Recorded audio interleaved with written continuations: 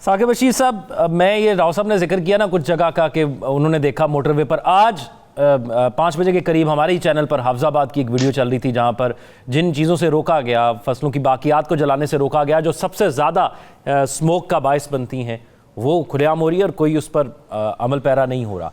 तो ये जो शहरों में इतने लॉकडाउन लगा दिए जाते हैं जहाँ से मसाइल पैदा होते हैं, उसके लिए भी कोई हिकमत अमली है, या उस पर अगर अमल नहीं हो रहा तो फिर क्या करना है?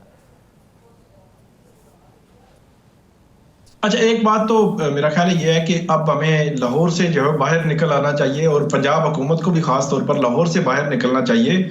मैं जो है वो इस वक्त मतलब जेलम में मौजूद हूँ। जेलम, मंडी बहाउद्दीन, सरगोदा, जनूबी पंजाब का राव साहब ने बताया, मुल्तान आगे निकल गया है। तो इसका मतलब ये हुआ कि ये मामला अब लाहौर तक नहीं है, पूरे पंजाब और इस्लामाबाद को भी अपनी लपेट में ले लिया है। इसलिए जो भी पॉलिसी बनाए वो पूरे पंजाब की हद तक हो। अब रावलपिंडी से आप चलें, जीटी रोड पे चलते जाएं, अल्लाह जो उन दोनों साइड पे आते हैं, मुख्तलिफ अजला आते हैं, मुख्तलिफ इलाके आते हैं। यहाँ पर तो कुछ मतलब है ही नहीं है, हुकूमत की कोई पॉलिसी, कोई चीज होती है, कोई इंप्लीमेंट आप कर रहे हैं, कोई गाड़ियों को रोक रहे हैं, कोई इंडस्ट्रीज को, कोई जो भट्टे हैं उनको, उनके हवाले से कोई आप पॉलिसी आपकी कुछ भी नजर नहीं आ रहा। ये लाहौर फोकस जो मामला है, मेरा ख्याल है वहां से भी बाहर निकले।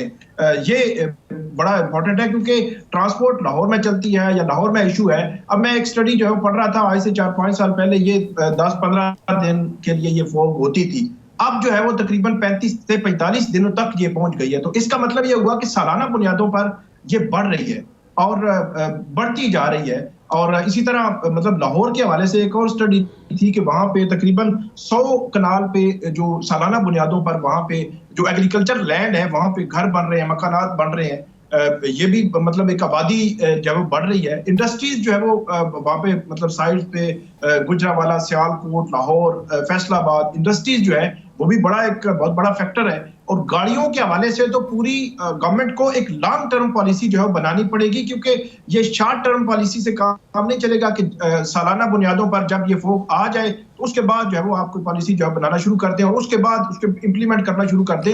इससे काम चलने वाला नहीं है। लॉन्ग टर्म पॉलिसी बनाएंगे तो तब काम आगे चलेगा। अब एक और जो इस पे काबू कैसे पाया है, चाइना ने कैसे काबू पाया है, इसी तरह इंडिया ने मतलब वो कोशिश कर रहे हैं, इंडिया जो है वो कोशिश कर रहा है, वो कैसे पा रहा है। एक चीज आई है कि एंटी स्मोक टावर वो जो है वो लगाए जा रहे हैं। चाइना ने पहले लगाए, फिर इंडिया ने, और अभी आया कि अबू धाबी जो है उन्होंने भी एंटी स्मोक टावर जो है वो लगाए हैं और वो 1 किलोमीटर के जो एरिया को कवर करते हैं और वहां की जो पोल्यूशन है उसको खत्म करते हैं और इस किस्म का, और वो काफी इफेक्टिव है। फिर भी लॉन्ग टर्म पॉलिसी में वो भी नहीं आते, वो भी शॉर्ट टर्म में। लॉन्ग टर्म यही है कि आपको जो आपकी जितनी भी इंडस्ट्री है, जितने भी आपके ये भट्टे चल रहे हैं या जो मुख्तलिफ जगहों पे जलाया जाता है, वहां पे चावल की काश्त होती है, खासतौर पर लाहौर के इर्द गिर्द, खासतौर बात करें गुजरावाला, सियालकोट और इन इलाकों में चावल की काश्त बहुत ज्यादा मंडी बहाउद्दीन, सरगोदा होती है और उसके बाद जो है वो उसको जलाया जाता है। तो इस हवाले से कोई इफेक्टिव मैकेनिज्म बनाना होगा।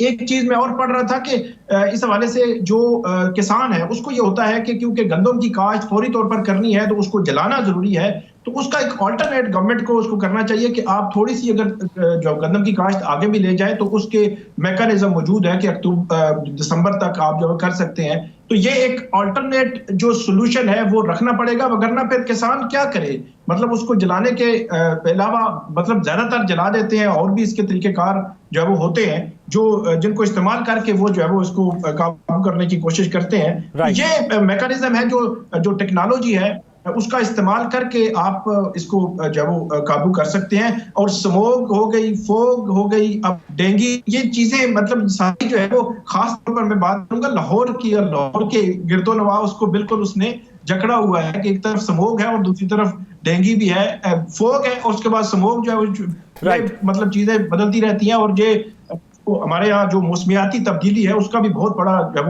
असर है। हम भी जब लोगों से मिलते हैं तो हमें पता लगता है कि किस तरह जो टैक्स कलेक्शन के लिए सॉफ्टवेयर इंट्रोड्यूस करवाए गए हैं, ख़ास तौर पर दुकानदारों के पास, उसके अंदर कैसे लूप होल्स रखे गए हैं कि वो लोग भी बच सकें। हम हमेशा से सुनते आ रहे हैं और ये सवाल बहुत दफ़ा हो चुका है, नाजुक दौर से गुजर रहे हैं हम।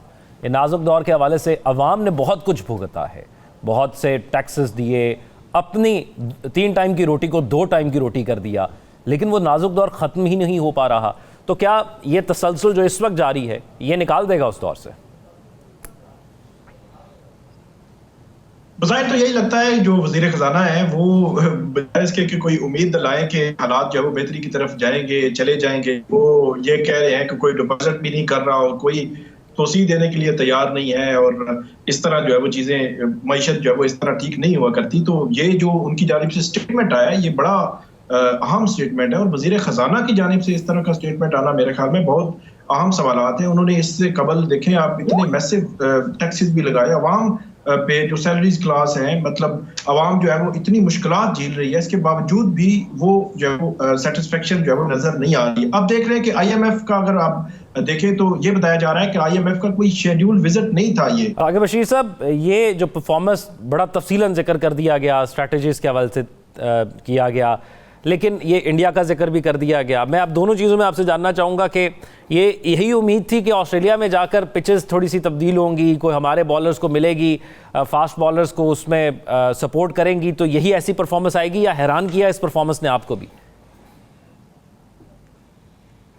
नहीं, बिल्कुल हैरान किया है। और मैं पढ़ रहा था तो साबिक जो क्रिकेटर्स हैं वो इस सीरीज से पहले जो कर रहे थे, तब से कर रहे थे, तो वो एक बड़ी मुश्किल सीरीज बता रहे थे और ऑस्ट्रेलिया के अंदर जाके करना। और पाकिस्तान टीम जो है वो आपने देखा कि वो वर्ल्ड कप से अमेरिका से भी हम हार गए थे और उसके बाद एक डाउनफॉल जो है उसकी तरफ आ रहे थे।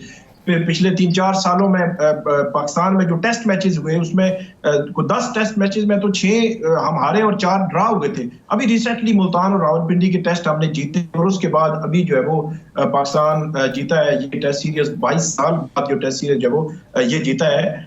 मैं पाक भारत जो मैचेस के हवाले से खासतौर पर बात करूंगा। ये अब पाकिस्तान में क्रिकेट जो है वो एक दौर था, वहां पे पाकिस्तान में मसाइल थे, दहशतगर्दी, ये वो चीजें थी, यहाँ पे क्रिकेट नहीं हो रही थी। अब तो बड़ी स्मूथ तरीके से क्रिकेट टीमें पूरे वर्ल्ड से आ रही हैं, अब तो कोई इशू भी नहीं है। मेरा ख्याल में पाकिस्तान को फुल जो है वो स्टैंड लेना चाहिए, क्योंकि अगर आप स्टैंड नहीं लेंगे ये तो हर आए रोज जो है वो इस तरह के जो है वो करता रहेगा। एक दफा स्टैंड लेंगे तो उसका असर होगा। मैं पढ़ रहा था रोहित शर्मा जो है भारतीय क्रिकेट टीम के कैप्टन है, उनसे किसी ने पूछा कि क्या आप जाना चाह रहे हैं, तो उन्होंने कहा हमें तो मसला नहीं है, लेकिन दोनों जो ममालिक की जो हुकूमतें हैं उन्होंने डिसाइड करना है कि हमने वहां पे जाना है या नहीं जाना। हम तो खेलने के लिए पाकिस्तान में, तो यहाँ पे आएंगे तो यकीनी तौर पर उसका असर तो होगा। पाकिस्तान में चैंपियन ट्रॉफी, अगर असल में भारत का मसला ये भी है कि पाकिस्तान में चैंपियन ट्रॉफी का होना, चैंपियन ट्रॉफी का कामयाब होना, और पाकिस्तान पिछले हम देख रहे हैं 6 माह से पीसीबी जो है वो तैयारी कर रही है, सारे जो है वो स्टेडियम तैयार किए जा रहे हैं, और यहाँ पे पाकिस्तान में अब आईसीसी चैंपियन ट्रॉफी हो जाना, कामयाब हो जाना, यह भी भारत को जो है वो हजम तो उस तरह नहीं होता।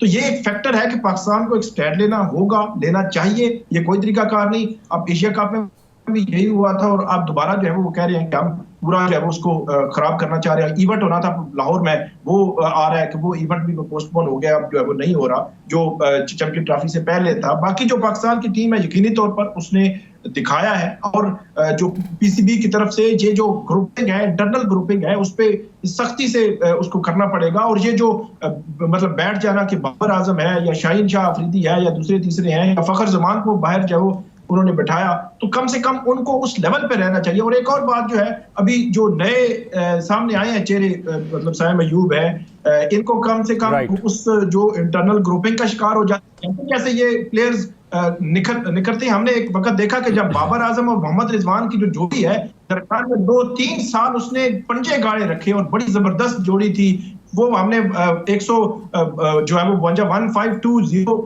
मतलब जो इंडिया के खिलाफ मैच जीता था वर्ल्ड कप में, तो वो दौर भी हमने देखा कि बाबर और मोहम्मद रिजवान थे। लेकिन जैसे जैसे ये ऊपर जाते हैं प्लेयर्स हमारे, फिर मुख्तलिफ किस्म की ग्रुपिंग में भी और मुख्तलिफ किस्म के मामला, ये बुनियादी तौर पर मुझे लगता है पीसीबी की जिम्मेदारी है कि प्लेयर्स की काउंसलिंग भी करनी चाहिए, क्योंकि हमने देखा कि हर 2-3 साल बाद टीम कुछ टाइम के लिए बेहतर होती है और फिर वो बड़े स्टार्स बन जाते हैं, और वो बड़े स्टार्स जो है फिर परफॉर्मेंस में जो है हमें छोटे नजर आना शुरू हो जाते हैं।